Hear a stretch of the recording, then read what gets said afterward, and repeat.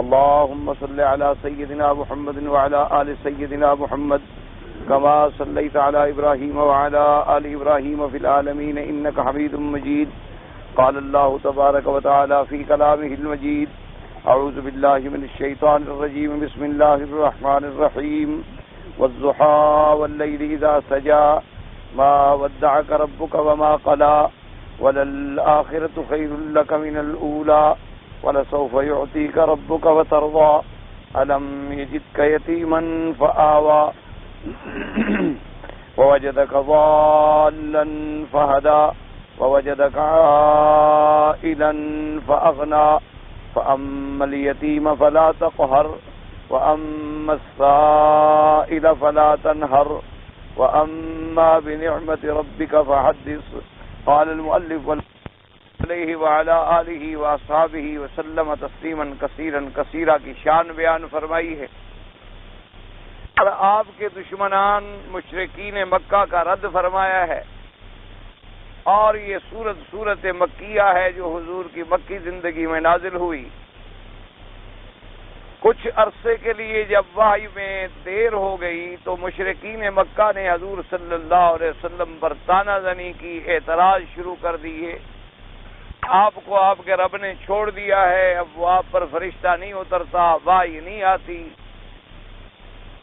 تو ان طعنوں کی وجہ سے حضور صلی اللہ علیہ وسلم کے دل پر جو بوجھ تھا اور حزن تھا اور غم تھا، اس صورت مبارکہ کے ذریعے اللہ تبارک و تعالی نے حضور کی تسلی فرمائی، حضور صلی اللہ علیہ وسلم کی عظمت شان بیان فرمائی، حضور صلی اللہ علیہ وسلم کو دنیاوی اور اخروی نعمتوں سے نوازا اور آپ کے دشمنوں کو جواب دیا. تو ابتدائی صورت میں اللہ نے دو چیزوں کی قسم کھائی تھی. فرمایا مجھے دن کی قسم ہے اور رات کی قسم ہے جب چھا جائے. یہ دو تو قسمیں ہو گئی. جواب قسم یہ تھا کہ ما ودعک ربک وما قلی، تیرے رب نے نہ تو تجھے چھوڑا ہے اور نہ ہی تجھ سے وہ ناراض ہے. ما ودعک ربک وما قلی. اور دوسرا ارشاد فرمایا وللآخرۃ خیر لک من الاولی، اور آپ کی ہر بعد والی گھڑی جو ہے وہ پہلی گھڑی سے زیادہ بہتر ہے. یعنی پہلی گھڑی بھی آپ کی بہتر ہے، کیونکہ حضور صلی اللہ علیہ وسلم تو آپ تو ہر وقت خیر ہی خیر تھے، لیکن آنے والی گھڑی جو ہے وہ زیادہ خیر اور زیادہ بہتر ہے. اور اس کے بعد اللہ تبارک و تعالی نے آپ سے وعدہ فرمایا کہ وَلَسَوْفَ يُعْطِيكَ رَبُّكَ فَتَرْضَىٰ، کہ آپ کو اللہ تبارک و تعالی آنے والے زمانے میں چاہے مراد دنیا ہو یا مراد آخرت ہو، آپ کو اتنا دیں گے کہ آپ کو راضی کر دیں گے. اگر مراد دنیا ہے تو حضور صلی اللہ علیہ وسلم کو اللہ نے غلبہ عطا فرمایا، بدر میں فتح عطا فرمائی، اللہ تبارک و تعالی نے خندق کے موقع پر امداد فرمائی، خیبر میں فتح عطا فرمائی، حتیٰ کہ مکہ مکرمہ اور سارے علاقے جو تھے ان پر حضور صلی اللہ علیہ وسلم کا پرچم اسلام لہرا گیا. اور وہ مشرکین مکہ جو حضور پہ طعنہ کرتے تھے ان کو اللہ نے ہمیشہ کے لیے حرم سے نکال دیا. ایک فیصلہ فرما دیا کہ انما المشرکون نجس فلا يقربوا المسجد الحرام بعد عامهم هذا. اعلان ہو گیا کہ مشرک جو ہے وہ پلیت ہے. ایک ظاہر کی پلیتی ہوتی ہے جو بدن کو لگتی ہے، اور ایک اندر کی پلیتی ہوتی ہے جو عقیدے کا پلید ہو. ایک آدمی کے کپڑوں پہ کوئی قطرہ پیشاب کا لگ گیا تو پلید ہو گیا، بدن پہ کوئی ناپاک چیز لگ گئی تو پلید ہو گیا. یہ ظاہری پلیدی ہوتی ہے. اور ایک وہ پلیدی ہے جو اندر کی پلیدی ہوتی ہے. اس سے مراد کیا ہے کہ عقیدے میں کفر آ گیا، عقیدے میں شرک آ گیا، اللہ کے سوا کسی غیر کو حاجت روا اور مشکل کشا سمجھ بیٹھا، اللہ کے سوا غیر کو نفع اور نقصان کا مالک سمجھ بیٹھا. تو اللہ نے فرمایا یہ عقیدے کے جو پلید ہیں ان کے لیے بھی ہم نے مسجد الحرام میں داخلہ منع کر دیا ہے کہ اب یہ داخل نہ ہوں. یہ علیحدہ بات ہے کہ کوئی چوری چھپے داخل ہو جائے. مراد یہ ہوتا ہے کہ حکم عام ہے کہ جب مسلمانوں کو ان کے کفر اور شرک کا پتہ چلے گا تو ان کو نکال دیا جائے گا. ورنہ تو کافر بھی چوری آ سکتا ہے، کوئی چوری چھپے وہ حکم کی خلاف ورزی ہوگی. لیکن حکم ان کا یہ ہے کہ فلا يقرب المسجد الحرام بعد عامهم هذا. تو یہ تو آپ کے لیے دنیا کا اعزاز تھا کہ اللہ تبارک و تعالی نے پھر مدینہ منورہ میں آپ کو اعزاز بخشا.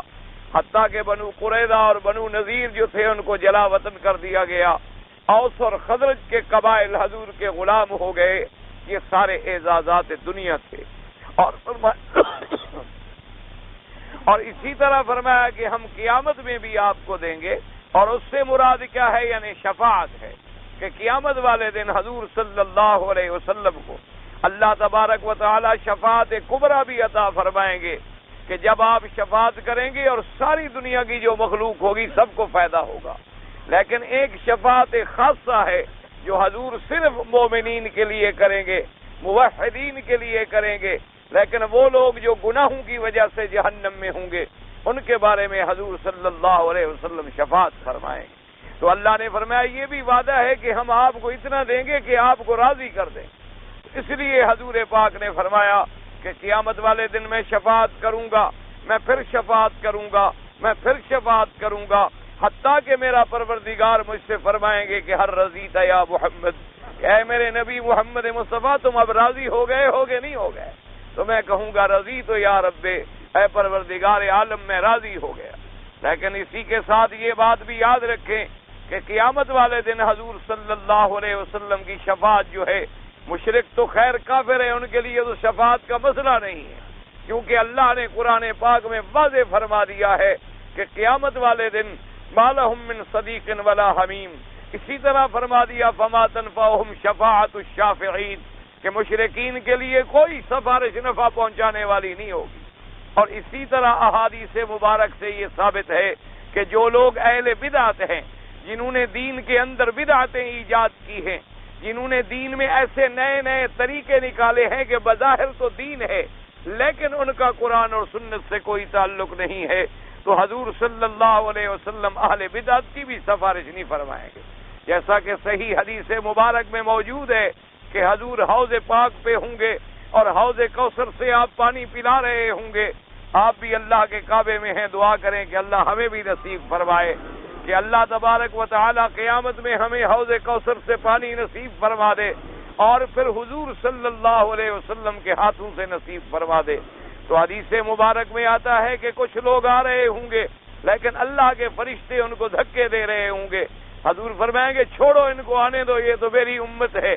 تو فرشتے عرض کریں گے انک لا تدری ما احدثوا بعدک یا رسول اللہ، عرض کریں گے فرشتے کہ حضور آپ کو خبر نہیں ہے، یہ آپ کی امت ہے لیکن انہوں نے آپ کے بعد جو بدعتیں اور احداث کیا دین میں آپ کو پتہ نہیں ہے۔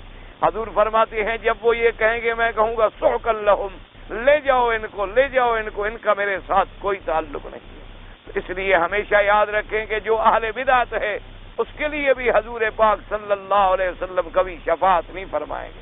لیکن بدعت کا معنی یہ ہوتا ہے کہ دین کے اندر کوئی نیا راستہ پیدا کیا جائے، یعنی قرآن میں بھی اس کا ثبوت نہیں ملتا، حدیث پاک میں بھی اس کا ثبوت نہیں ملتا، صحابہ رضوان اللہ علیہم اجمعین، خلفاء راشدین رضوان اللہ علیہم اجمعین کے عمل میں بھی ان کا کوئی ثبوت نہیں ملتا، اور وہ دین کا مسئلہ ہو۔ بعض لوگوں کو بڑی غلطی لگ جاتی ہے، اس لیے ہمارے بعض بھائی اعتراض کر دیتے ہیں کہ دیکھو جی اب یہ گھڑی ہے، حضور نے تو گھڑی نہیں باندھی، اب دیکھیں جی یہ بٹن ہے تو حضور نے بٹن بھی نہیں لگائے، اب دیکھو جی یہ اینک پہنے ہوئے ہیں مولوی تو حضور نے اینک بھی تو نہیں پہنی، تو یہ بھی تو بدعت ہوئی۔ یہ غلط بات ہے۔ بدعت کا معنی ہوتا ہے جو دین کے اندر نیا مسئلہ پیدا کیا جائے۔ دنیا کے معاملات کے اندر یہ معاملہ بدعت کا تو سوال ہی پیدا نہیں ہوتا۔ اب حضور کے زمانے میں تو کار بھی نہیں تھی، حضور کے زمانے میں تو بحری جہاز بھی نہیں تھے، لہذا ہم اس پہ حج نہ کریں۔ حضور کے زمانے میں ہوائی جہاز بھی نہیں تھے، حضور صلی اللہ علیہ وسلم کے زمانے میں ٹرینیں اور گاڑیاں اور کھانے پینے کی یہ چیزیں بھی نہیں تھی، حضور صلی اللہ علیہ وسلم کے زمانے میں مسجدوں کے اندر یہ قالین بھی نہیں بچتے، حضور صلی اللہ علیہ وسلم کے زمانے میں اس قسم کے پتھر بھی حرم میں نہیں لگائے گئے، حضور صلی اللہ علیہ وسلم کے زمانے میں اتنے اونچے مینارے بھی مساجد کے نہیں۔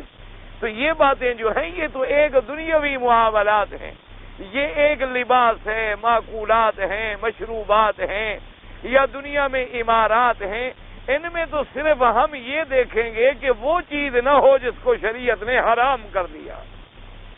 یعنی اللہ تبارک و تعالیٰ نے اگر کسی چیز کو حرام فرمایا اس کا کھانا حرام ہے، اگر کسی چیز کو حلال فرمایا اب حضور کے زمانے میں بریانی ایسے نہیں پکتی تھی جیسے آپ کے زمانے، آپ لوگوں کے دور میں پکتی۔ حضور کے زمانے میں ایسے پلاؤ نہیں پکائے جاتے تھے جیسے اب پکائے جاتے، لیکن چونکہ گھی بھی حلال ہے، چاول بھی حلال ہے اور اس کا پکانا بھی حلال ہے، تو اس پر اعتراض نہیں ہوگا۔ اعتراض بدعت کا یہ ہوتا ہے کہ ایک طریقہ دین پاک میں نہیں تھا، حضور کے زمانے میں بھی نہیں تھا، صحابہ کے زمانے میں بھی نہیں تھا، اور اس کا قرآن اور حدیث میں کوئی اصل اور بنیاد بھی نہیں ملتی، اس کو بدعت کہا جائے گا۔ جیسے بعض مولوی بیچارے پھر کہتے ہیں دیکھو جی اگر ہم میلاد مناتے ہیں اور عرس مناتے ہیں تو حضور کے زمانے میں بھی تراویح نہیں تھی، تو لہذا یہ تو دین کا مسئلہ ہے، یہ بدعت ہوگا۔ تو یہ بدعت نہیں ہے، اس لیے کہ حضور نے 3 راتیں تراویح پڑھائی ہے، تو اس کا اصل تو حدیث میں موجود ہو گیا، یعنی بنیاد رکھی اس کی محمد الرسول اللہ نے صلی اللہ علیہ وسلم، اور آپ نے جماعت سے پڑھائی۔ صحیح حدیث مبارک میں موجود ہے کہ 3 راتوں کے بعد صحابہ انتظار کرتے رہے اور حضور اپنے گھر مبارک سے باہر تشریف نہ لے آئے۔ صحابہ کہتے ہیں کہ ہم کھنکھارتے بھی رہے، تھوڑی تھوڑی آواز بھی نکالتے تھے، لیکن ڈرتے بھی تھے کہ کہیں حضور ناراض نہ ہو جائیں، اور اس لیے بھی کر رہے تھے کہ شاید آقا ہمارے سو گئے ہوں اور آپ کی نیند نہ کھلی ہو تو آپ جاگ جائیں، کیونکہ کون ایسا شخص ہے جو نہیں چاہے گا کہ مصلی پہ حضرت محمد مصطفیٰ ہو اور حضور کی اقتداء میں نماز پڑھنے کا موقع ملے۔ تو صبح کی نماز میں جب آقا تشریف لے آئے، آپ نے فرمایا میں رات تمہاری آوازیں سنتا رہا، تمہارے کھانسنے کی آوازیں بھی مجھے آتی رہی، میں جاگ رہا تھا، لیکن میں تو جان کر نہیں آیا کہ کہیں میری نماز پڑھنا اللہ کو پسند آ جائے اور اللہ فرض فرما دے، تو میری امت تو 5 نمازیں نہیں پڑھ سکتی، تو اتنی رکعتیں کیسے ادا کرے گی؟ اس لیے میں نے رعایت کی ہے اور میں خود نہیں آیا۔ تو اس کے بعد بھی پھر صحابہ نے نمازیں پڑھی۔ آخر میں سیدنا امیر المؤمنین حضرت عمر بن الخطاب رضی اللہ تعالی عنہ نے جب دیکھا کہ مختلف حافظ علیحدہ علیحدہ نمازیں پڑھا رہے ہیں، تو آپ نے فرمایا کہ لو جمعنا علی واحد، کہ اگر ہم ان سب کو ایک قاری کے پیچھے کھڑا کر دیں تو کتنی بڑی جماعت ہوگی۔ تو آپ نے حکم دیا حضرت ابی ابن کعب کو۔ تو اب اصل حضور کی اپنی نماز پڑھانا بھی موجود، صحابہ کا پڑھنا بھی موجود، حضرت امیر المومنین حضرت عمر کا حکم بھی موجود، اور اس پر پھر صحابہ نے اکٹھے ہو کر حضرت ابی ابن کعب کے پیچھے پڑھی۔ تو لہذا ایسی باتوں سے حوالے نکالنا یا لوگوں کے عقائد کو گمراہ کرنا جو ہے یہ غلط بات ہوتی۔ جیسے کہتے ہیں جی خیرات کرنے کا تو قرآن میں حکم ہے، بالکل ہمارا ایمان ہے کہ خیرات کرنے کا حکم ہے، لیکن یہ جو ہم اپنی طرف سے پابندیاں لگاتے ہیں کہ مرنے والے کے 3رے دن کل ہوں گے، 7 جمعراتیں ہوں گی اور پھر چیلم ہوگا، یہ بدعات ہے۔ اسی چیزوں کو کہا جاتا ہے کہ دین کے اندر نئے نئے مسائل پیدا کرنا۔ ورنہ ایک آدمی فوت ہو گیا، آپ روزانہ خیرات کریں، آپ سارا سال خیرات کریں، آپ اس کے لیے مستقلاً مدرسے بنا دیں، مسجدیں بنا دیں، اس کے لیے خیرات کے بڑے بڑے ادارے کھول دیں، آپ اس کی جائیداد میں سے جتنی اجازت ہو ثلث میں سے بیواؤں اور یتیموں کے وظیفے مقرر کر دیں، آپ روزانہ غریبوں کے لیے ایک مستقل وظیفہ مقرر کر دیں تاکہ ثواب پہنچتا رہے، تو خیرات سے منع نہیں کیا گیا۔ لیکن یہ جو ہم نے طریقے بنا لیے کہ یہ ختم صغیر ہے اور یہ کبیر ہے، یہ بدعات ہے۔ اس لیے میرے بھائی اللہ تبارک و تعالیٰ سے دعا بھی کریں، اللہ ہر مسلمان کو بدعات سے بچائے، تاکہ قیامت والے دن ایسا نہ ہو کہ ہم کلمہ بھی نبی کا پڑھتے رہیں اور شفاعت سے بھی محروم ہو جائیں۔ اللہ تبارک و تعالیٰ حضور کی شفاعت سے محروم نہ فرمائے، ہم سب کو حضور کی غلامی نصیب فرمائیں۔ تو ایک معنی یہ تھا کہ وَلَسَوْفَ يُؤْتِيكَ رَبُّكَ فَتَرْضَىٰ، اللہ نے فرمایا کہ میرا مدنی ہم آپ کو دیں گے اور آپ کو راضی کر دیں۔ اب دیکھیں پہلے 2 قسمیں کھائی گئی اور 3 آپ کے لیے تسلیاں آ گئی۔ ایک تسلی آ گئی کہ مَا وَدَّعَكَ رَبُّكَ وَمَا قَلَىٰ، کہ نہ تو تیرے رب نے تجھے چھوڑا ہے اور نہ تیرے ساتھ ناراض ہے۔ اور دوسری تسلی آ گئی وَلَلْآخِرَةُ خَيْرٌ لَكَ مِنَ الْأُولَىٰ، آپ مشرکین مکہ کی مخالفت سے نہ گھبرائیں، آپ کا ہر آنے والا دن جو ہے وہ پہلے دن سے ہم زیادہ اونچا کر دیں گے۔ اور فرمایا وَلَسَوْفَ يُعْطِيكَ رَبُّكَ فَتَرْضَىٰ، اور ہم آپ کو اتنا دیں گے، اتنا دیں گے۔ آپ تو چند دن کی وحی کی تاخیر پہ گھبرا گئے، ہم آپ کو اتنا دیں گے کہ آپ کو راضی کر دیں۔ وَلَسَوْفَ يُعْطِيكَ رَبُّكَ فَتَرْضَىٰ، یہ 3 ہدایات دینے کے بعد اب اس کے بعد دیکھیں اللہ تبارک و تعالی نے آگے فرمایا الم یجدک یتیما فآویٰ کہ میرے مدنی محمد مصطفیٰ صلی اللہ علیہ وسلم، بلکہ ایک حدیث مبارک میں آتا ہے حضور نے فرمایا کہ میں نے اپنے اللہ سے ایک دفعہ درخواست کی اور حضور فرماتے تھے کہ کاش بہتر ہوتا کہ میں وہ بات نہ کہتا، لیکن میں اپنے رب سے کہہ بیٹھا۔ میں نے کہا کہ میرا اللہ تو نے سیدنا ابراہیم کو خلیل بنایا، میرا اللہ تو نے موسیٰ علیہ السلام کو کلیم بنایا، میرا اللہ تو نے داؤد علیہ السلام کے لیے پہاڑوں کو مسخر کر دیا، میرا اللہ تو نے سلیمان علیہ السلام کو جنات اور ہواؤں پہ حکومت عطا فرما دی، میرا پروردگار عالم تو نے فلاں پیغمبر کو یہ اعزاز بخشا۔ حضور فرماتی ہیں کہ جب میں نے یہ عرض کیا تو اللہ نے فرمایا الم یجدک یتیما فآویٰ کہ محمد مصطفیٰ کیا آپ کو ہم نے یتیم پایا پھر آپ کا ٹھکانہ نہیں دیا، ہم نے آپ کو بے خبر پایا پھر ہم نے آپ کو ہدایت نہیں کی، ہم نے آپ کو فقیر پایا پھر ہم نے آپ کو غنی نہیں بنا دیا، ہم نے آپ کو خاتم الانبیاء والمرسلین نہیں بنایا، ہم نے آپ کو رحمت للعالمین نہیں بنایا، ہم نے آپ کو اشرف الانبیاء والمرسلین نہیں بنایا۔ تو ایک روایت میں یوں بھی آتا ہے، اور ان آیات کا سب کا تعلق یہ ہے کہ الم یجدک یتیما فآویٰ کہ میرے مدنی محمد مصطفیٰ جب آپ یتیم تھے، ابھی آپ والدہ کے پیٹے مبارک میں تھے کہ آپ کے والد وفات پا گئے، آپ کی پیدائش کے بعد کچھ عرصے کے بعد 2 سال کے اندر اندر اس سے زیادہ تھوڑی مدت والدہ فوت ہو گئی، لیکن پھر ہم نے آپ کی کیسے حفاظت کی، کبھی عبد المطلب کو آپ کا غلام بنا دیا، کبھی ابی طالب کو آپ کا غلام بنا دیا۔ الم یجدک یتیما فآویٰ تو جب آپ ایک یتیم مکہ تھے ہم نے آپ کو نہیں چھوڑا تو اب نبی بنا کے کیسے چھوڑ دیں گے آپ؟ اس لیے فرمایا الم یجدک یتیما فآویٰ فوجدک ضالا فہدیٰ۔ یاد رکھیں ایک لفظ ضال کا معنی ہوتا ہے گمراہ، اور ایک لفظ ضال کا معنی ہوتا ہے کسی چیز سے بے خبر ہونا۔ اللہ کے نبی گمراہیوں سے پاک ہوتے ہیں، اللہ کے نبی معصوم ہوتے ہیں، اللہ کے نبی جتنے ہیں اللہ نے ان کو بچپن سے لے کر آخر تک پاک رکھا ہے۔ تو یہاں مراد یہ تھی کہ وَوَجَدَكَ ضَالًّا کہ میرے مدنی محمد مصطفیٰ کیا ہم نے آپ کو بے خبر نہیں پایا؟ آپ کو شریعت کی تفصیلات کا علم نہیں تھا، آپ کو قرآن کے احکامات کا علم نہیں تھا، آپ کو دین اسلام کی تفصیلات اور مبادی اور جزئیات کا پتہ نہیں تھا۔ مَا كُنْتَ تَدْرِي مَا الْكِتَابُ وَلَا الْإِيمَانُ لیکن دیکھو ہم نے آپ پر وحی بھیج کے آپ کو ہدایت دی اور پھر دنیا کے لیے ہادی بنا دیا۔ فوجدک ضالا فہدیٰ۔ اور بعض علماء نے فرمایا کہ جب آپ گم ہو گئے تھے پھر ہم نے آپ کو راستہ دکھلایا کہ حضور بچپن میں ایک دفعہ گم ہو گئے تو آپ کو راستے پر لایا گیا اور گھر میں پہنچایا گیا۔ بعض علماء نے بہرحال یہ ترجمہ کیا ہے، لیکن جمہور مفسرین نے وہی پہلا ترجمہ کیا۔ اور یاد رکھیں کہ جب وحی نہیں اتری، وحی کے آنے سے پہلے کسی مسئلے کا علم نہ ہونا کوئی عیب نہیں ہوتا۔ جب تک اللہ نہ بتلائیں، جب تک اللہ تبارک و تعالیٰ قرآن نہ اتارے، جیسے کہ کتنے مسئلے ہیں حضور سے جب پوچھا گیا آپ نے فرمایا انتظار کرو، میرا اللہ حکم دے گا تو میں مسئلہ بتلاؤں گا۔ اسی طرح اب نماز کا مسئلہ ہے، اسی طرح زکوٰۃ کا مسئلہ ہے، اسی طریقے سے جتنے قرآن کے اندر مسئلے ہیں یسألونک عن الأہلہ، اللہ نے فرمایا میرا مدنی لوگ آپ سے پوچھتے ہیں چاند کے مسئلے، قل ہی مواقیت للناس والحج، ان کو بتلا دو کہ ہم نے چاند کے حساب کو تمہارے میقات اور تمہارے حج اور تمہارے مسائل تمہارے احکام کے لیے مقرر کر دیا ہے۔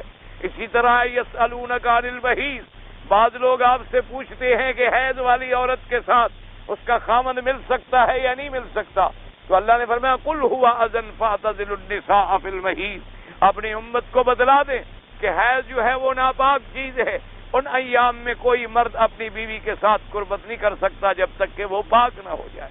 تو جن مسائل کا پہلے علم نہ ہو اللہ نے وحی بھیج کے علم عطا فرمایا، تو اس لیے وحی کے آنے سے پہلے کسی چیز کے علم نہ ہونے کا مطلب جو ہے وہ کوئی شان میں کوتاہی نہیں ہوتی۔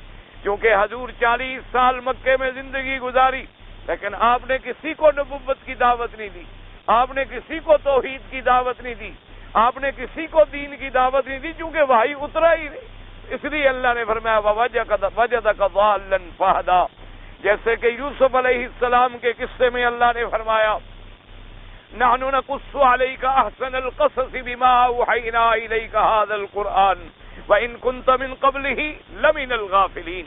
کہ محمد مصطفیٰ صلی اللہ علیہ وسلم ہم نے یوسف علیہ السلام کا بہترین قصہ آپ پر بیان کیا ہے.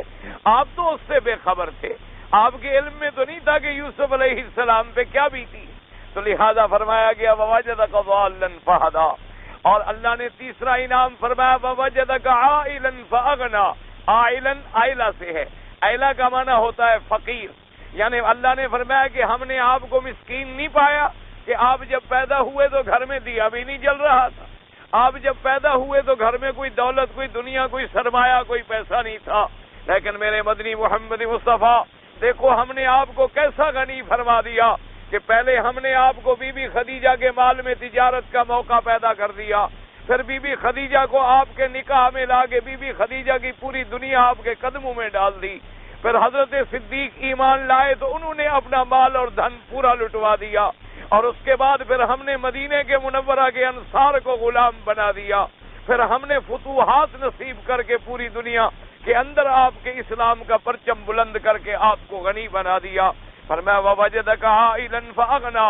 یہ تین چیزیں، یہ تین نعمتیں ذکر کرنے کے بعد اب پہلے دیکھیں تین تسلیاں آ گئیں، اس کے بعد تین انعامات کا ذکر کر دیا گیا، اور آخر سورت کے اندر اب اللہ تبارک و تعالی تین چیزوں کی ہدایت عطا فرماتے ہیں.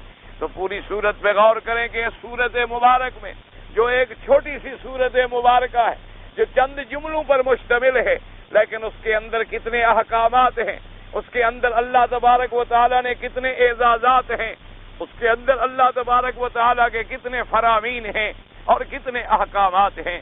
پہلے دو قسمیں آ گئی، اس کے بعد تین تسلیاں آ گئیں. تین تسلیوں کے بعد تین انعامات کا ذکر آ گیا، اور تین انعامات کے ذکر کرنے کے بعد اب آخر سورت مبارک میں تین ہدایات آ گئیں. پہلی ہدایت کیا آئی؟ فرمایا فَأَمَّا الْيَتِيمَ فَلَا تَقْهَرْ.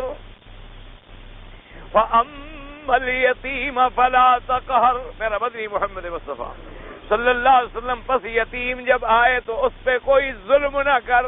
کیا مانا؟ کہ ہم نے آپ کو یتیم بنایا تھا کہ یتیم آپ کو یاد رہے. فرمایا تھا کہ یتیم تقہر. تقہر کا معنی قہر. قہر کا معنی کسی چیز پر تسلط حاصل کرنا، کسی چیز پہ غلبہ حاصل کرنا، کسی کے ساتھ زیادتی کرنی.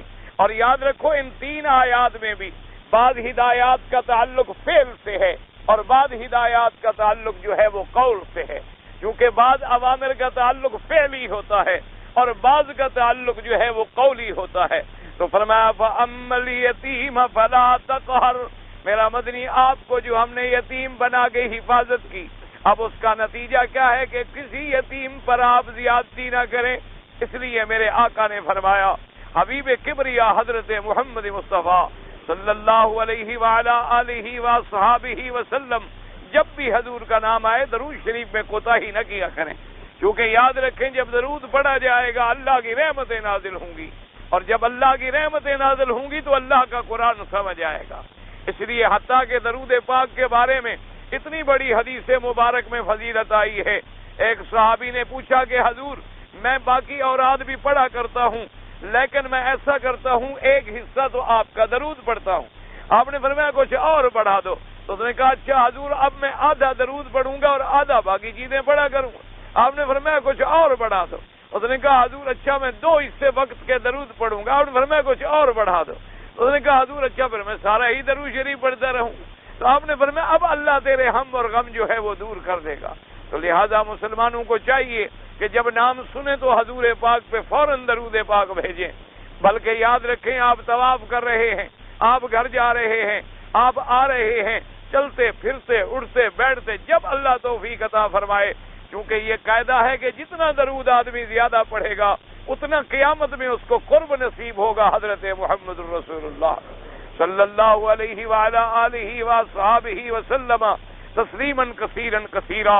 اسی لیے علماء نے لکھا ہے کہ قیامت والے دن سب سے زیادہ قریب جو ہوں گے وہ علماء ہوں گے جنہوں نے حدیث رسول کی خدمت کی ہے، کیونکہ انہوں نے ساری زندگی حدیث پڑھائی، اور جب حدیث پڑھائی تو کیا کہا؟ قال قال رسول اللہ صلی اللہ علیہ وسلم، قال قال رسول اللہ صلی اللہ علیہ وسلم. تو انہوں نے ہر حدیث کے اول میں ہر حدیث کے آخر میں لکھتے ہوئے، پڑھتے ہوئے، بولتے ہوئے حضور صلی اللہ علیہ وسلم پہ درود بھیجا، حضور صلی اللہ علیہ وسلم کی سنت کی اشاعت کی، حضور صلی اللہ علیہ وسلم کی حدیث کی حفاظت کی۔ اس لیے قیامت والے دن اللہ تبارک و تعالی ان کو زیادہ سے زیادہ قرب نصیب فرمائیں گے۔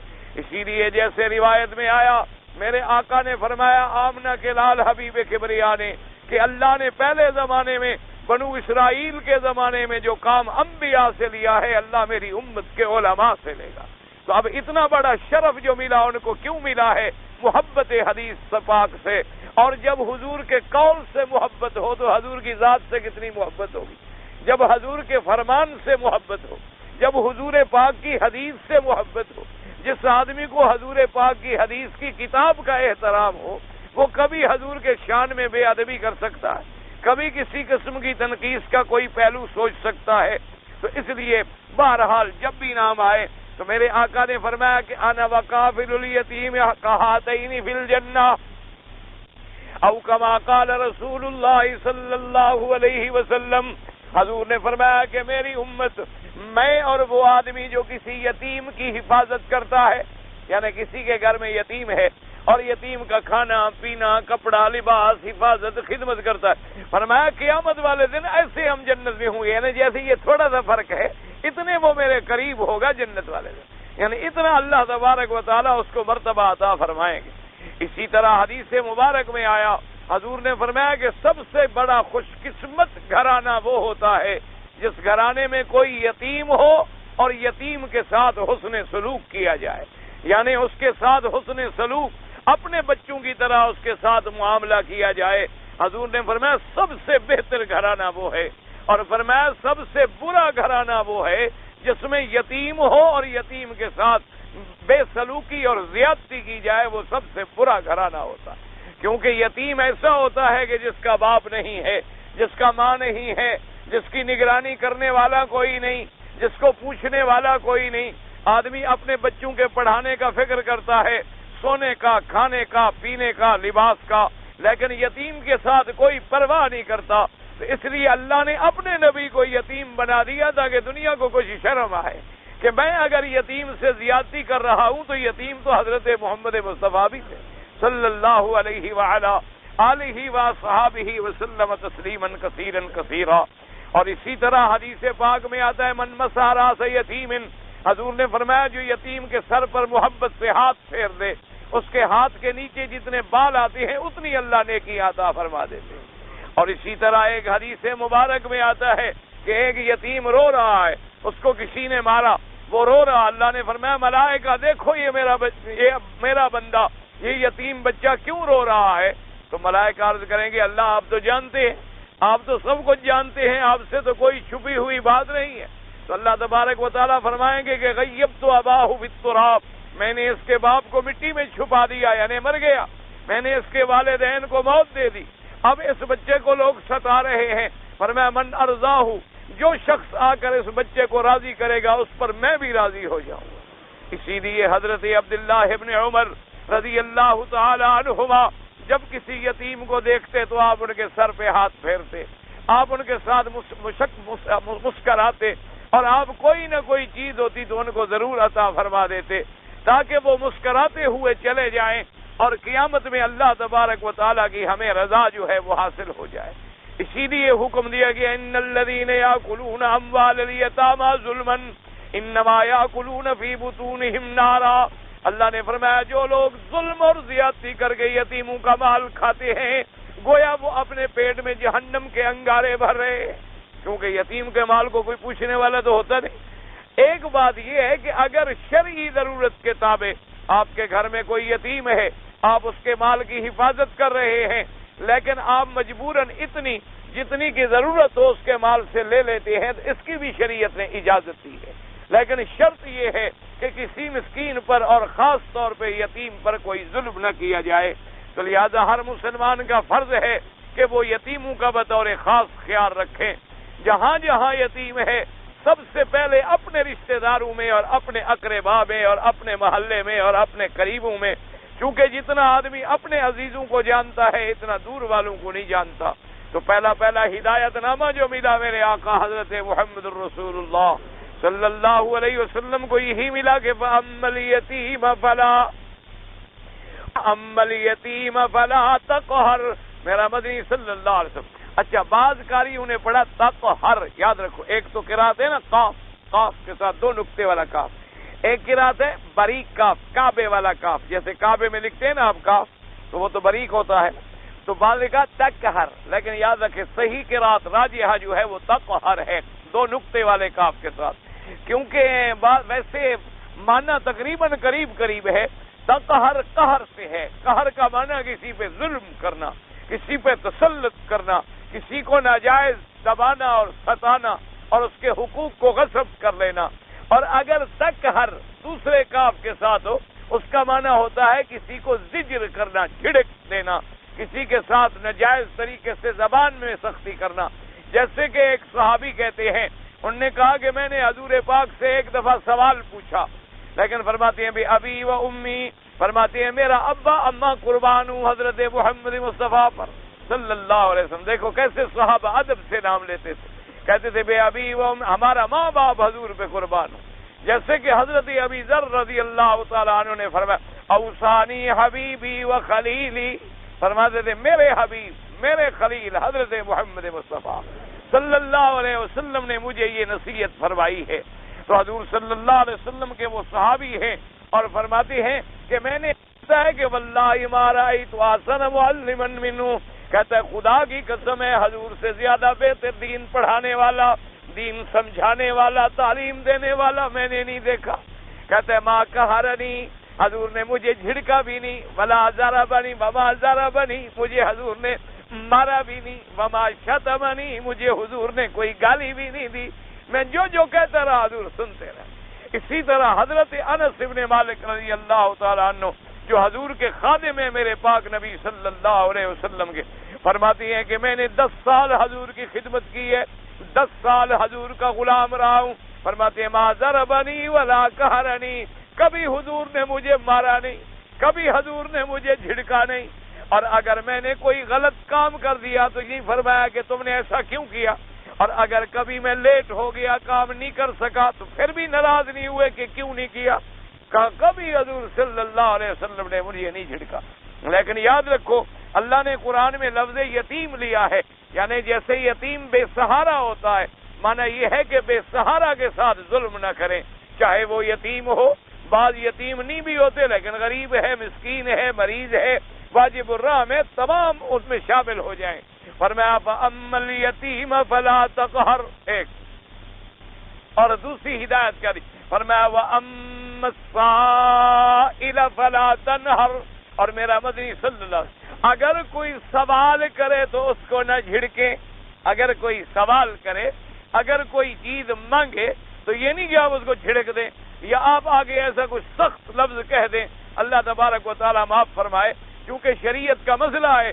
حضور نے فرمایا اگر کوئی سائل سوال کرے تمہارے پاس آ کے مانگے، ایک حدیث میں آتا ہے کہ چاہے وہ گھوڑے پر بھی چڑھ کے آئے پھر بھی کچھ دے دو، اور ایک حدیث میں ہے کہ اگر اس کے پاس 2 کڑے سونے کے بھی ہوں تب بھی کچھ اس کو دے دو۔ سائل جو ہے اگر اس نے غلط سوال کیا قیامت میں وہ خود جواب دے گا۔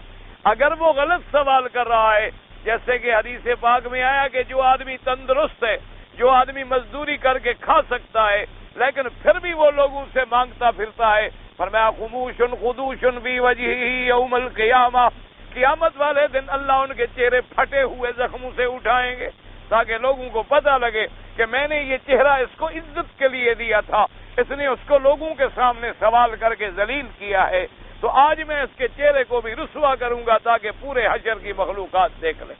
یہ تو علیحدہ بات ہے کہ بلا ضرورت سوال کرنا جو ہے وہ حرام ہے۔ اگر ایک آدمی جوان ہے، تندرست ہے، جیسے اللہ پاک رحمت فرمائے، جیسے آج کل بعض لوگوں نے تو ایک پیشہ بنا لیا ہے کہ عمرے میں آ جائیں گے رمضان میں اور دیکھیں جی ہمیں اللہ تبارک و تعالیٰ کے کعبے کی اور حضور کے روضے کی بڑی تڑپ ہے، نہ کعبے کی تڑپ ہوتی ہے نہ روضے کی تڑپ ہوتی ہے۔ ایک پروگرام ہوتا ہے رمضان میں جائیں گے، حج تک بھیک مانگیں گے، حج بھی کرائیں گے، واپسی پہ 40-50 ہزار روپیہ بھی لے آئیں گے۔ اپنے ملک میں کہاں ہم کما لیں گے؟ اگر یہاں سے 10,000 بھی مل گیا تو ابھی 70,000 بن جائے گا۔ تو حج بھی پڑھ لیا اور سال کی کمائی بھی کر لی اور اگلے سال پھر رمضان میں تیار کھڑے. تو یہ جو ہے یہ حج مقصد ہی نہیں ہوتا.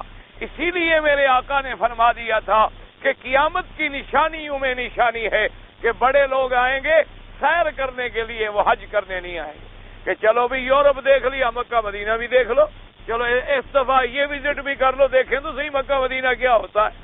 اور فرمایا جو درمیانہ طبقہ ہے وہ تجارت کے لیے حج کرے گا. اور ایسے لوگ اب موجود ہیں، عمرے پہ بحری جہازوں پہ آئے، مال بھر کے آئے، بیچ لیا، ابھی چلے گئے، ابھی حج پہ پھر آ جائیں گے. اصل مقصد کیا ہے؟ مال بیچنا ہے کہ وہاں سے مال لائیں گے یہاں بیچ دیں گے، یہاں سے چیزیں لے جائیں گے وہاں بیچ. حضور نے فرمایا یہ قیامت کی علامت ہے کہ بڑے آدمی سیر و سفر کے لیے حج کریں گے، درمیانہ طبقہ جو ہے فرمایا وہ تجارت کے لیے حج کرے گا. اور حضور نے فرمایا میری امت کے مولوی شہرت کے لیے حج کریں کہ میری امت کے مولوی ہر سال حج پہ آ رہا ہے، جی فلاں بڑا مقبول ہے، جی اللہ کا جی پہنچا ہوا بندہ ہے، ہر سال حج پہ جاتا ہے. خدا جانے اللہ کے نزدیک کون مقبول ہے اور کون مقبول نہیں.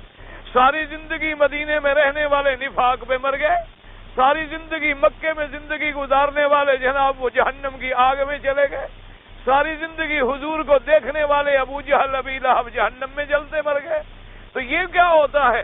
اور ایک آدمی ایسا بھی ہوتا ہے کہ حج اس کو کبھی نصیب نہیں ہوا لیکن وہ اللہ کا ولی ہے، اللہ کا پیارا ہے اور شان والا ہے اور مرتبے والا ہے.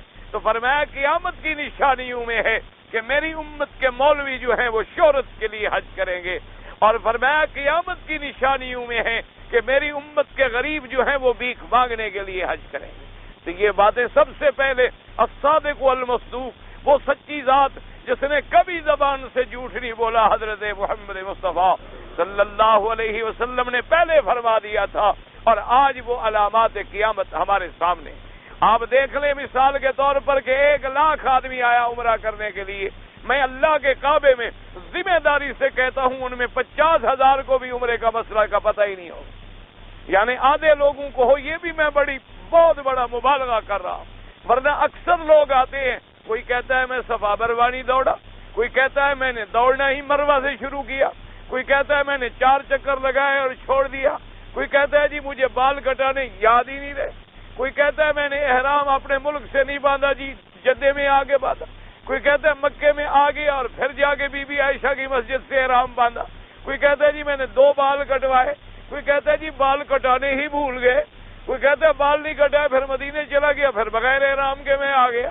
یعنی یہ جب تم عمرے کے لیے آ رہے ہو تو تم نے عمرے کی تیاری نہیں کی، تم نے کسی عالم سے جا کر مسئلہ ہی نہیں پوچھا، تم نے کسی سے جا کر یہ سیکھا ہی نہیں کہ میں نے عمرہ کیسے کرنا، میں نے وہاں جا کے کیا کیا احکام ادا کرنے ہیں.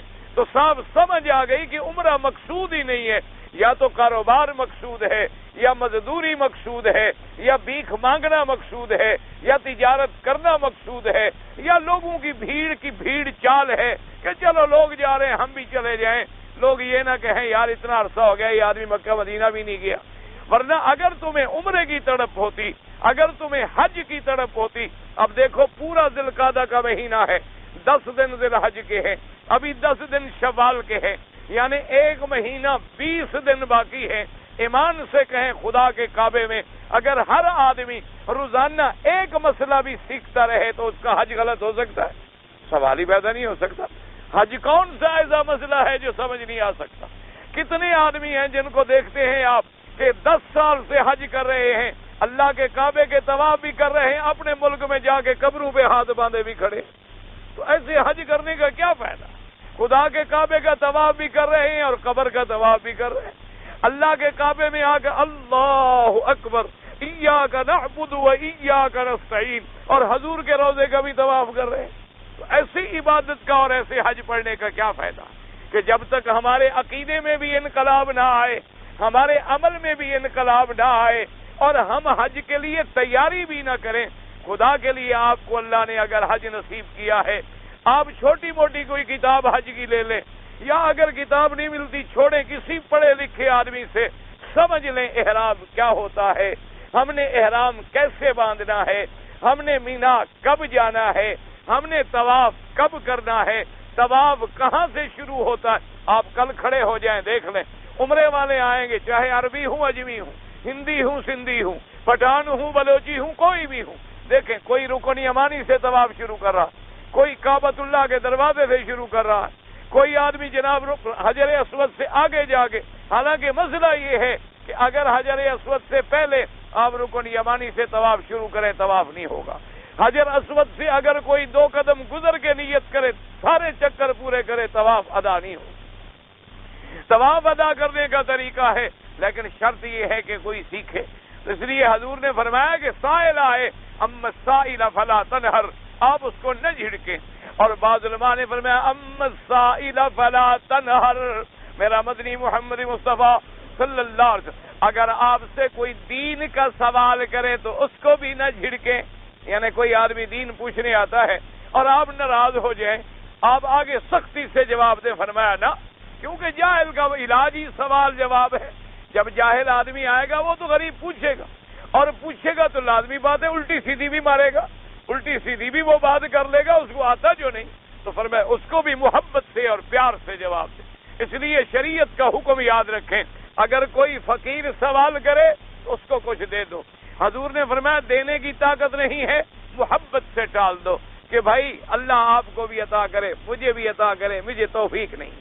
آپ پیار سے اور محبت سے اس کو ٹال دیں، اس پہ کسی قسم کا اعتراض نہ کریں، اس کو جھڑک نہ دیں، اور اس کو طنز نہ کریں، اس کو برا نہ سمجھیں، اور اگر کسی کو کچھ دے دیا ہے تو پھر اس پر احسان نہ جتلایا کریں، اپنے ثواب کو اور صدقات کو ضائع نہ کیا کریں۔ اگر کوئی آدمی دین کا مسئلہ پوچھے تو بالکل ناراض ہو کے جھڑک نہ دیں، بلکہ محبت سے پیار سے اس کے سوال کا جواب دیں۔ اگر مجبور ہیں، آپ کے پاس وقت نہیں ہے، تو آپ کہہ سکتے ہیں کہ میرے بھائی ذرا آپ فارغ ٹائم میں مجھ سے مل لیں، بعد میں آ کر مجھ سے سوال کر لیں۔ اور علماء نے لکھا ہے کہ ہاں اگر کوئی سائل دین سیکھنے کے بجائے بلا وجہ پریشان کر رہا ہے تو اس کو جھڑکا جا سکتا، اس کو روکا جا سکتا ہے کہ اس کا مقصد سوال نہیں ہوتا۔ بعض لوگوں کا مقصد دین میں فساد ہوتا ہے، ان کا مقصد سوال نہیں، ایک تو ان کا مقصد یہ ہوتا ہے کہ میں ایسا سوال پوچھوں مولوی جواب نہ دے تاکہ لوگوں کو پتہ چلے کہ یہ بھی کوئی بڑا مولوی ہے، یا اس کے سوال کا مقصد یہ ہوتا ہے کہ ایسا سوال کروں مولوی جواب دے تو جھگڑا شروع ہو جائے، یا اس کا مقصد یہ ہوتا ہے کہ اعتراض برائے اعتراض۔ ورنہ سوال کا معنی یہ ہوتا ہے کہ آپ کو ایک چیز معلوم نہیں ہے، فاسألوا اہل الذکر ان کنتم لا تعلمون، اگر تم نہیں جانتے ہو تو علم والوں سے جا کے پوچھ لو تاکہ وہ تمہیں بتا دیں اور اس کے مطابق جا کے تم عمل کرو۔ تو اس لیے بہرحال سائل کا لفظ عام ہے، لیکن پہلا قول زیادہ راجح ہے کیونکہ یتیم کے بعد سائل کا ذکر آیا ہے۔ پہلی آیت میں تھا اما الیتیم فلا تقہر، کسی یتیم پہ ظلم نہ کریں، سختی نہ کریں، اس پر تسلط نہ کریں، اس کا مال نہ کھائیں۔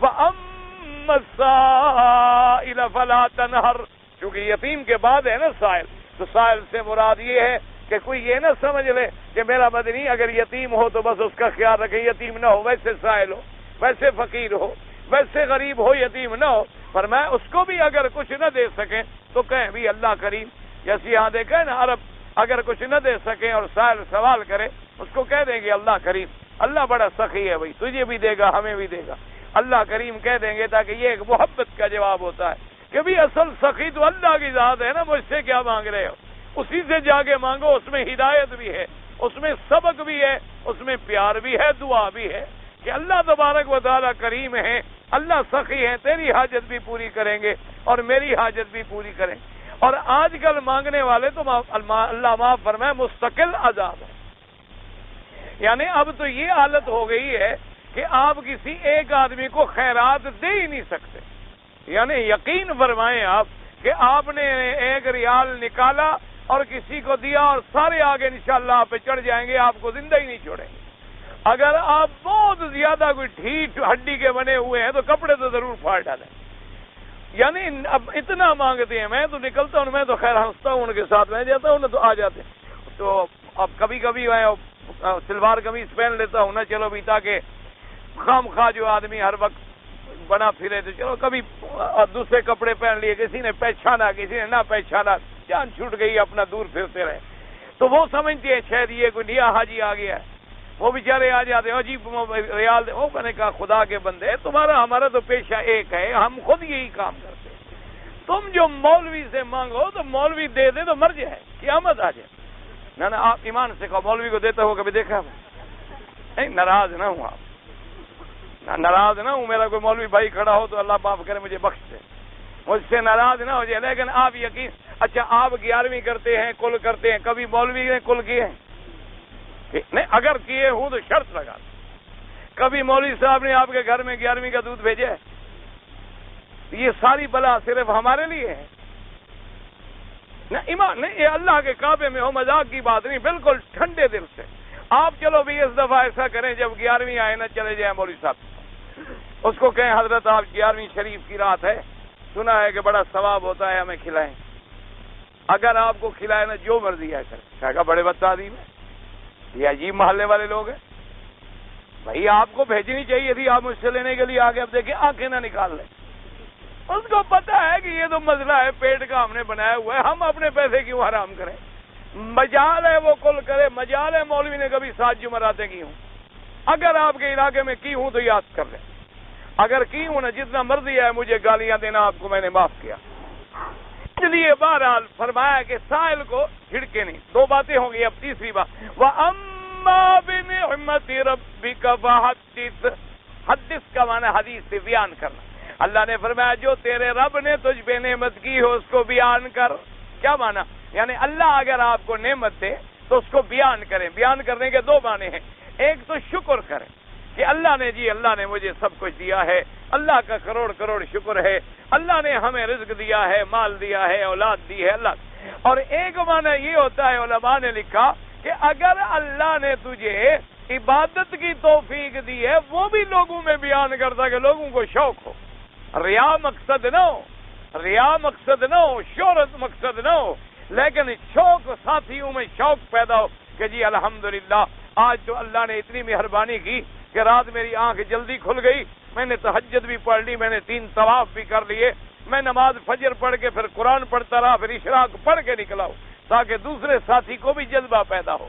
اما بنعمت ربک فحدث، اور اسی طرح اگر کوئی تجھ پہ احسان کرے، کوئی تجھ کو ہدیہ دے، کوئی چیز دے، حضور نے فرمایا تم اس کو بدلہ دو، اگر بدلہ نہیں دے سکتے ہو تو کم از کم اس کی تعریف تو کرو لوگوں میں، اس لیے فرمایا من لم یشکر الناس لم یشکر اللہ، جو بندوں کا شکر نہیں کرتا وہ اللہ کا شکر بھی نہیں کرتا، اور ایک حدیث میں آتا ہے من لم یشکر القلیل لم یشکر الکثیر، فرمایا کہ جو تھوڑے کا شکر نہ کرے وہ زیادہ کا بھی شکر نہیں کرے گا، اور جو بندوں کا شکر نہ کرے وہ اللہ کا شکر بھی نہیں کرتا، اور فرمایا جو اللہ تمہیں، ایک صحابی کو حضور نے دیکھا کان رص الثیاب، میلے کپڑے بالکل پھٹے ہوئے پہنے ہوئے تھا، حضور نے دیکھا، آپ نے فرمایا حل لک من مال، تمہارے پاس کوئی مال شال ہے؟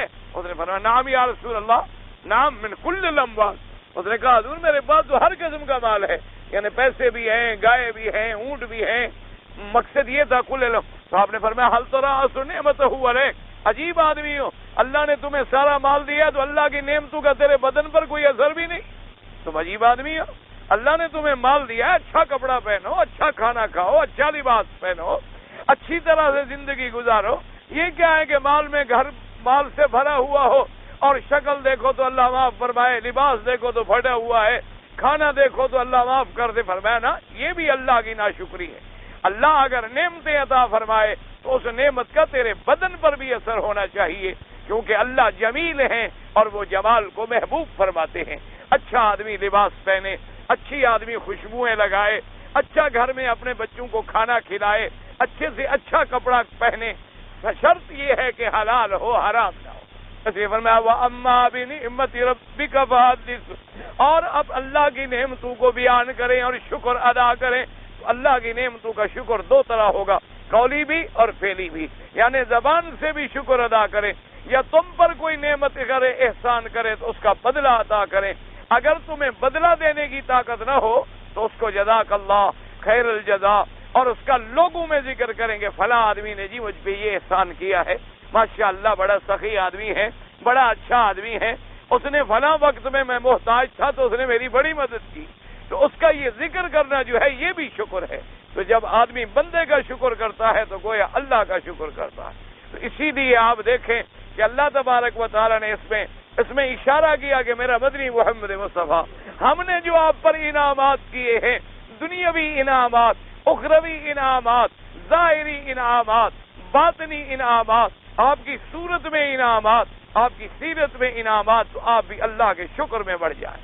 اس لیے فرمایا وَأَمَّا بِنِعْمَةِ رَبِّكَ اما بنعمت ربک فحدث، تو ساری زندگی حضور صلی اللہ علیہ وسلم نے اپنے اللہ کے شکر کے اندر گزاری۔ اسی لیے حدیث مبارک میں آتا ہے کہ حضور جب رات کو نماز پڑھتے، تہجد پڑھتے، اتنی دیر قیام فرماتے کہ آپ کے پاؤں پہ ورم آ گئی، تو آپ کی خدمت میں عرض کیا گیا کہ حضور آپ اتنی تکلیفیں کیوں برداشت کرتے ہیں؟ تو پتہ ہے حضور نے کیا جواب دیا؟ فرمایا فلا اکون عبدا شکورا، فرمایا کیا تم یہ نہیں چاہتے ہو کہ میں اللہ کا شکر گزار بندہ بنوں؟ جس اللہ نے مجھ پر اتنی انعامات کی ہیں تو اس کا میں شکر ادا نہ کروں؟ اس لیے حضور صلی اللہ علیہ وسلم اپنے قول سے بھی، اپنے عمل سے بھی اور اپنے فعل سے بھی ہر لحاظ سے اللہ کا شکر ادا فرماتے۔ اسی طرح میرے آقا کی حدیث مبارک ہے، حضور نے فرمایا کہ مومن جو ہے وہ ہر حال میں کامیاب ہے۔ صحابہ نے پوچھا حضور کیسے؟ فرمایا کہ اگر مومن پہ مصیبت آتی ہے صبر کرتا ہے، اللہ اس کو جزا دیتے، اور اگر مومن کو خوشی ملتی ہے شاکرہ، اللہ کا شکر کرتا ہے، اللہ تبارک و تعالیٰ پھر اس کو جزا دیتے ہیں۔ اللہ تبارک و تعالیٰ آپ کو بھی اور مجھے بھی صبر کی اور شکر کی توفیق عطا فرمائے۔ بھائی کسی زندہ آدمی کے لیے طواف کا مطلب یہ ہے، آپ ایسا کریں کہ طواف تو کریں اپنے لیے، کیونکہ یہ قاعدہ ہے کسی کے لیے جب زندہ ہے، اللہ سب کو توفیق دے، آپ طواف اپنے لیے کریں، طواف کرنے کے بعد اس کے لیے دعا کر دیا کریں، اللہ تبارک و تعالیٰ ثواب عطا فرمانے والے ہیں۔ اچھا، اگر کوئی آدمی جیسے کوئی فوت بھی ہو گیا، ہاں والدین ہیں یا کسی نے وصیت کی ہے، ذمہ لگایا ہے، اس میں فقہا نے اجازت لکھی ہے، ورنہ بہتر طریقہ یہی ہوتا ہے کہ آپ عبادت کریں اپنے لیے، ان کے لیے دعا کریں، اللہ تبارک و تعالیٰ مغفرت عطا فرمائیں۔ اچھا، 2 ماہ کے بچے کے لیے احرام ضروری ہے؟ کوئی ضروری نہیں ہے۔ 2 ماہ کا بچہ ہے، اس کے لیے نہ حج فرض ہے، نہ احرام فرض ہے، نہ کوئی چیز فرض ہے، لیکن اگر والدین اس کی نیت کر لیں گے اور ہر عمل میں ویسے بھی وہ ساتھ ہوگا تو اللہ تبارک و تعالیٰ ثواب عطا فرمائیں، ورنہ اس کے لیے شریعت میں وہ احکام کا مکلف ہی نہیں ہے۔ جب تک کہ بچہ بالغ نہ ہو جائے اس وقت تک اس پر شریعت کے احکام کی پابندی نہیں ہوتی۔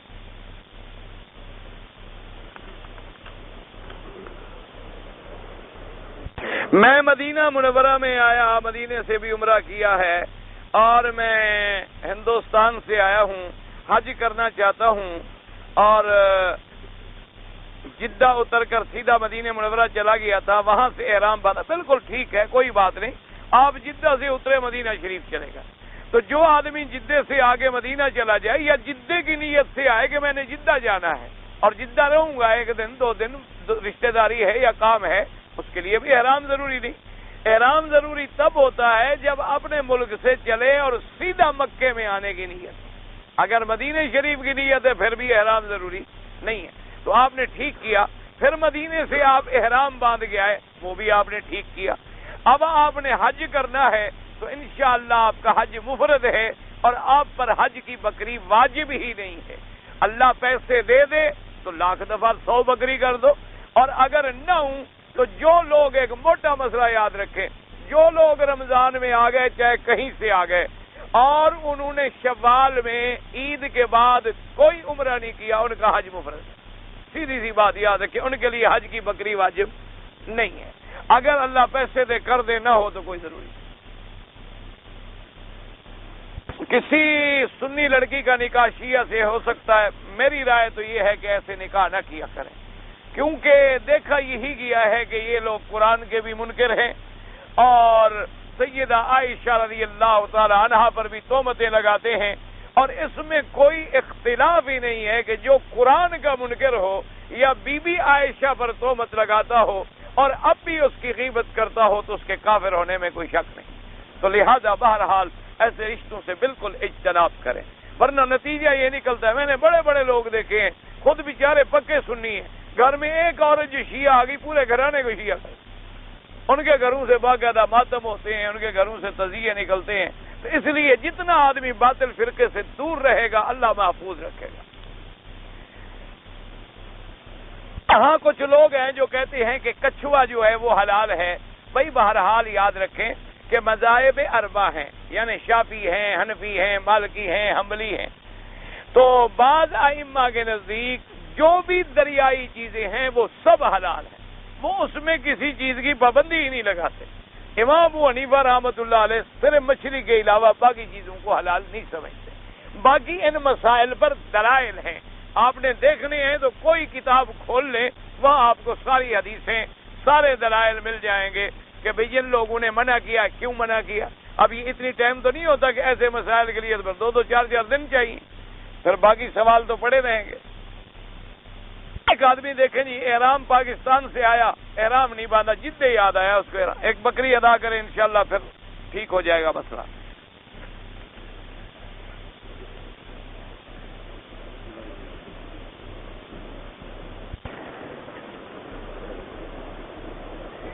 بہرحال عجیب بات ہے جی. کہتا ہے کہ میری ماں پہلے آئی مکے میں 3 سال اس کو ہو گئے. اچھا جی ٹھیک ہو گیا. پھر 3 سال کے بعد میرا باپ آیا تو میری ماں کے پاس ایک لڑکا بھی تھا. سیدھی بات ہے وہ حرام کا ہے، اس میں بھی کوئی شبہ ہے. جب 3 سال تک خاوند بیوی ملے ہی نہیں اور لڑکا جو پیدا ہو گیا تو واضح بات ہے اب زیادہ ایسی باتیں کھولنے کی کیا ضرورت ہے. بار صورت چونکہ نکاح قائم ہے، نسبت تو باپ کی طرف کی جائے گی، لیکن اللہ کے ہاں تو وہ باپ کا نہیں ہے نا، اللہ تو جانتے ہیں. تو اس لیے بہرحال ایسی عورتوں سے رشتہ توڑ لیا جائے تو زیادہ بہتر. اسی لیے تو آخر اللہ نے طلاق رکھی ہے نا. اور طلاق ہے کیوں؟ میں نے آخری روزہ 30 رمضان کو رکھا اور آ کے کوئی بات نہیں، ٹھیک ہے آپ کا بھی وہی رہے گا، افراد ہی رہے گا. ایک آدمی سے اگر رمضان میں گناہ کبیرہ ہو جائے اور 3-4 روزے بھی ضائع ہو جائیں، سب سے پہلے توبہ کرو، توبہ کا دروازہ کھلا ہوا ہے. بڑے سے بڑا گناہ بھی ہو جائے، اللہ فرماتے ہیں بندہ رو کے گر جائے اور پھر گناہ کو چھوڑ دے، میں بخشنے کے لیے تیار ہوں. ساری زندگی گناہوں میں گزر جائے، ایک دفعہ جو رو پڑے نا، اللہ فرماتے ہیں ملائکہ میرے بندے کو پتہ چل گیا ہے کہ میرا بھی کوئی رب ہے بخشنے والا، تو تم گواہ ہو جاؤ میں نے معاف کر. لیکن توبہ کا معنی یہ ہوتا ہے کہ اس گناہ کے قریب پھر نہ جائے. یہ توبہ نہیں ہوتی کہ توبہ توبہ توبہ توبہ توبہ توبہ اور کر بھی رہا ہے، یہ توبہ نہیں ہوتی. توبہ کا معنی ہوتا ہے اس گناہ پہ ندامت ہو اور ہمیشہ کے لیے چھوڑ دے اور آئندہ نہ کرنے کا وعدہ کرے، پھر توبہ کرے، اللہ معاف کر دے. جو روزے چھوٹ گئے ان کو قضا کرے. بعض عمرہ لوگ آئے ہیں پاکستان سے براستہ کویت، تو بعض نے تو کویت سے احرام باندھ لیا، ان نے تو ٹھیک کیا. بعض جدے میں آ گئے تو وہ میقات گزر گئے، وہ ایک ایک بکری ادا کرے. قاعدہ یہ ہے کہ یا اپنے ایئرپورٹ سے باندھ لیں یا آپ جہاز میں باندھ لیں. اور بھئی احرام کوئی مشکل ہی نہیں. بعض کہتے ہیں نہیں میرے پاس چادریں نہیں تھی، چادریں نہ ہوں آپ قمیص اتار کے سلوار میں بیٹھے رہے. جی وضو نہیں تھا، نہ پڑھے نماز، لبیک اللہم لبیک لبیک لا شریک لک لبیک، یا اللہ تو جانتا ہے میرے کپڑے بند پڑے میں کیا کروں، میں نیت کر رہا ہوں، جب اترو چادر باندھ لو. کون سا مشکل مسئلہ ہے؟ اگر مسئلہ سمجھ لو تو مسئلہ تو مشکل ہے ہی نہیں. تمہیں وضو نہیں، تمہیں غسل نہیں، تیرے پاس کپڑے نہیں، جہاز میں آ گئے، اب تمہیں پتہ ہے بھی آدھے گھنٹے کے بعد تو جدہ آ جائے گا، تو آپ وہی قمیص اتار لیں اور وہی بیٹھے بیٹھے نیت کر لیں لبیک بعمرۃ لبیک اللہم لبیک لبیک لا شریک لک لبیک. کوئی نماز ضروری نہیں، وہ تو 2 رکعت نفل ہے. کوئی پڑھے گا نہیں پڑھے گا، کیا ہو گیا؟ وہ تو پڑھنا ضروری نہیں. غسل کیا نہیں کیا، وضو کیا نہیں کیا جہاز میں کیا کرے؟ وہ مجبور ہے. جب اترے آرام سے چادریں بھی باندھ لیں، آرام سے موقع ملے تو جناب پھر وہیں کھڑے ہو کے غسل کریں، لیکن پھر نیت ہو جائے تو خوشبو والا صابن نہ لگائے. مسئلہ دین بڑا آسان ہے، لیکن کوئی سمجھے بھی تو صحیح رہا. کراچی عید الفطر مکے میں ادا کی، مدینہ پاک شوال میں گیا، تو بہرحال شوال میں عمرہ ہو گیا تو وہ بن گیا متمتع. آپ کرسی پہ بیٹھ جائیں، یہ کرسی کبھی وفا کرتی ہے؟ اللہ کی زمین نیچے ٹھیک ہے.